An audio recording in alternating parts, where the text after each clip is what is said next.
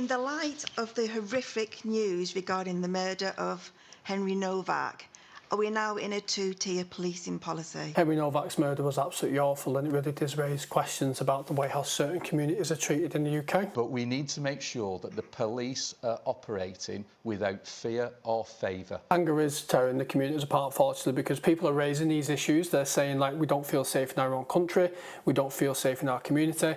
We have people from foreign countries coming into our country, and we're seeing these people committing offences, and yet when you call it out, you are called racist, you are called far right. The police should absolutely operate without fear or favour. And of course, on this channel, I advocate for the emergency services, but I'll also criticise them when they get something wrong. And in the Henry Novak incident, they absolutely got that wrong. It's totally, you know, disgraceful what's going on up and down in the country. What do you mean by that? You know, with the knife crime that's affecting the country. Now, I've never seen this guy before, but he's a local candidate for reform in the Makerfield area. He doesn't seem as well prepared as you potentially would like. He fumbles a lot of his answers, and when he's asked this direct question in relation to knife crime, in relation to what's going on, he then actually starts deflecting and passing the buck on to somebody else, which I don't think is a very good look. You know, unfortunately, the accusations of racism has been taken more serious than the cries for help from a dying lad who was said he couldn't breathe, and he'd been stabbed. I mean, you know, you look at the Green Party policies, I think it make the country a hell of a lot more dangerous with drugs on the streets and no prisons. So when when the Green candidate is telling us What, are the about, Green Party suggesting no prisons? one of them did in Scotland, I think it was, who was trying to scrap the prison. The Yeah, party I think it was one of the Green candidates in Scotland. Right. I don't think Okay. that's in the manifesto. But we're not talking about the Green Party manifesto. Now, the Green Party lady here is correct. She said it's not in our manifesto to have no prisons. This was said by a Scottish Green MP saying that she wishes to completely abolish prisons, which I did a video on. And that the Green Party advocates for a public health approach to drug policy aiming to end the prohibition and replace with a system of legal regulation. Now, when I first heard this, I was actually for it, because I don't think just locking people up in prison and not giving any kind of support in relation to drug offences is the best thing to do. I think we need to change our approach and potentially look at something like what the Portuguese did. However, upon hearing actually what they want to do, they just want to make it all legal. They want you to be able to buy drugs from a licensed premises and use them. And I don't think that's the best way to do it either. So what they're advocating for is something, say, like in British Columbia, in Canada, where drug use is completely fine and it's completely unregulated, but there aren't no safeguarding provisions put in place. Your leader's comment, I suggest the rest of us respond to this with pure, cold rage.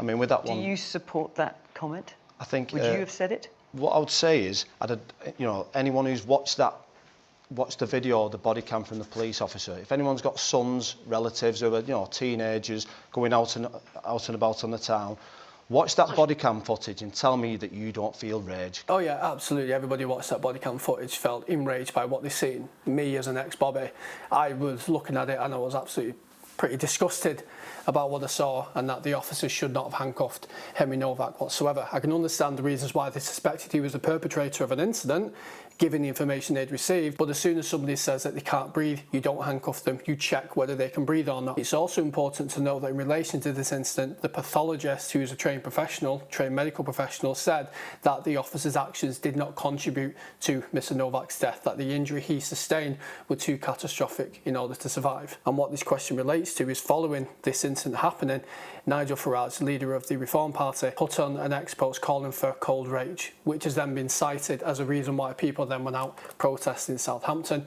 and caused disruption. I don't believe that in a sensitive situation like that, a politician should be going on a public platform such as X and calling for cold rage. When you consider when Axel Ruda-Cabana murdered children on the Southport incident, if people expressed any kind of call to violence or any kind of public anger or public outcry, they were then arrested and dealt with by the police. So why is it okay for Nigel Farage to do this and receive no formal consequence, but the ordinary members of the public do pretty much the same thing and they end up in prison? Surely policing should be done on the law of the land, not on religion.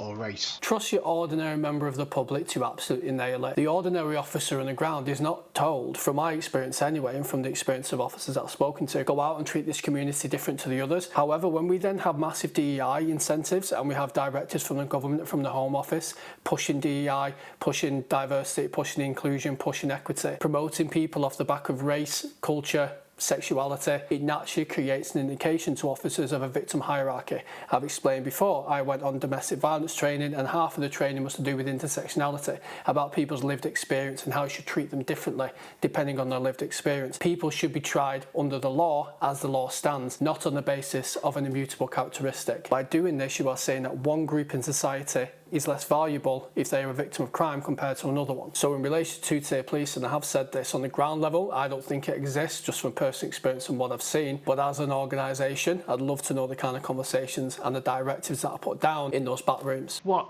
would you do to reduce violence in the first place and prevent young people from being victims and perpetrators of violence? Now, my personal opinion on this, when it comes to knife crime and reducing violence, is you won't police away knife crime. Putting people in prison for 5 years for a minimum term of holding a knife, it sounds great, but the practicality of it, because of the amount of prison space available, it's just not going to work. The majority of people who carry knives and commit violent offences are young men. Often these young men are involved in criminality through gangs, so we need to find a way of stopping young men being attracted to gangs, and the way how I believe that we do that is by keeping the family unit together and by addressing the uncomfortable topic of fatherlessness in society, which then leads me on nicely to the sponsor of this video, myself, and my new book, The System's Fucked, The Unheard Voices of Broken Justice, in which I've done a load of research and a deep dive look into exactly why the criminal justice system in the UK is crumbling into the sea. In this book, I interviewed dozens of police officers of various ranks. I interviewed prison officers, I interviewed a prison governor, I interviewed a barrister, I interviewed people who are involved in the criminal justice sector, charities, activist groups, probation officers. I did a full suite, and in this book you will find the real answers to why the criminal justice system is failing, answers and things which you'll never see actually addressed in the mainstream media. So if you're interested, you can grab yourself a signed copy from my website, or you can grab it off Amazon now. The links to that are in the description of this video. Reforms policies to get 30,000 extra police officers on the streets. Where are you going to find those police officers? 30,000 police officers sounds amazing, but the problem is nobody wants to be a cop anymore, and the people that do become cops leave after a few years because of how awful the job has now become. And ban knives regardless of religious background, that we ban knives completely. That I agree with. I don't believe that there should be an exemption in law, religious or not, to carry a bladed article in public. 5 years ago, I appointed a new Chief Constable, Sir Stephen Watson, and I think he's the outstanding police leader of his generation. And he said to me when he was appointed that he wanted to avoid any perception of two-tier because he felt this was a risk to policing in the times that we are living. And very much what the lady said, people should be treated equally in front of the police and the law, shouldn't they? And that's what it should absolutely be about. Early in his tenure, he said to me, I want to phase out rainbow cars. He said to a newspaper, I will never take the knee. And there was a backlash, but I supported him because I knew what he was trying to do. He was trying to make sure the police were seen as neutral, serving all communities. And that's good, that's how the police should be. But the problem is that what the police should be and how the police should operate is quite different from how we've seen police forces operate. I think it was Northamptonshire Police were taken to the High Court in relation to their active engagement in relation to pride, and yet they policed, or they didn't actively engage in people who were gender critical. So that clearly shows a political leaning, a political allegiance. When it comes to rainbow cards, etc., yeah, I'm all for LGBT rights, crack on, do your thing, but pride unfortunately has now become a political statement, it's become a political movement. So if something is perceived as being political, the police can't actually be involved in it. Of course, they can police a protest, they can make sure that everyone's okay and everyone's safe and there to keep the peace and prevent incidents from occurring and prevent crime from occurring, but active participation in that, then no, that's not okay. And I think it's right that the government are reviewing this guidance, because I don't think this guidance that was issued related to the police race action plan has got it right. Now, in relation to the police race action plan, on the face of it, it seems really good, but it naturally does create, like I said, a disparity between communities. In an attempt to be anti-racist toward a certain group, you can then become racist through the back door. i.e. you see group over here committing an offence due to race action and DEI and racial sensitivities, you may be less likely to take action against them, even though they're committing a crime. But yet we have group over here who is committing the same offence and the police can come down harder on them due to this race action plan. It's all okay. It isn't okay. We must pull back from this type of politics, this poison dripping into our streets. Rob, to be fair, is right. The answer to violence can never be violence against the police, but that's what we saw on Tuesday night. And this is a moment for the country to step back from that and start finding common ground again. Quite an impassioned speech. I thought he did quite well there, to be fair. You said you're getting 30,000 more police officers on the streets. Where are you getting these 30,000 people from? Look at the situations you're putting them in. Who's going to train them up? How long is it going to take to get them trained through, vetted on the streets? These will be people in the community at the minute, possibly looking to go into the police. 30,000, I think it's quite a lot. I think it'll take far too long to get them all through on the streets. And I don't think anyone will put the hand up to go and be a police officer anymore. Literally what I said. This guy told you, ask the public what the problems in the country at the moment. Ask the public, they'll tell you.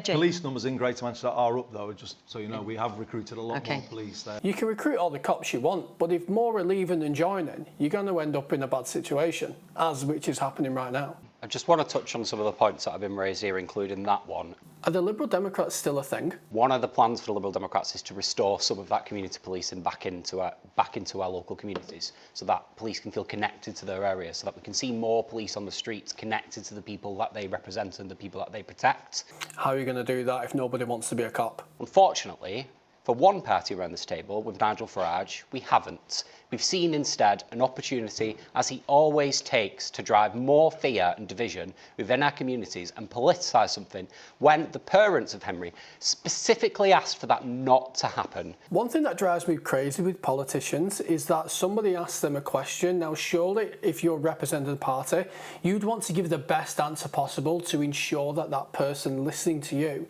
receives your vote. Is when a politician is asked a question, and rather than answer the question in a very good, coherent way, which gives reassurance and answers to the person asking it, it's instead deflection, and they blame the other person. Well, it's not my fault, it's their fault. Well, you see, we would if we got into power, but you see, we stand over there. No, stop point scoring, answer the question, and show the public that you know what you're talking about and that you're the best candidate for them to vote for. And what my colleagues around the table have said about this being an absolutely unbelievable tragedy, and I think when it comes to the cast question about two-tier policing, we have to be really careful, because we know that the police have lots of problems over the last few years. We still haven't seen the results of what's happened with the Sarah Everard inquiry. We know that if you're black, you're 2 times more likely to be arrested, 4 times more likely to be stopped and searched. These are really serious issues we should be looking at, and we really welcome the structural review that Labour is doing on police at the moment, because we do believe that things need to change. I'm sorry, are the police racist or are they not? What this lady is saying is, she's saying that the black community are 2 times more likely to be arrested and 4 times more likely to be stopped and searched. So are we now saying that the police are still racist? Are we saying that the positive action thing hasn't worked properly? Are we talking about DEI? Are we talking about equality under law?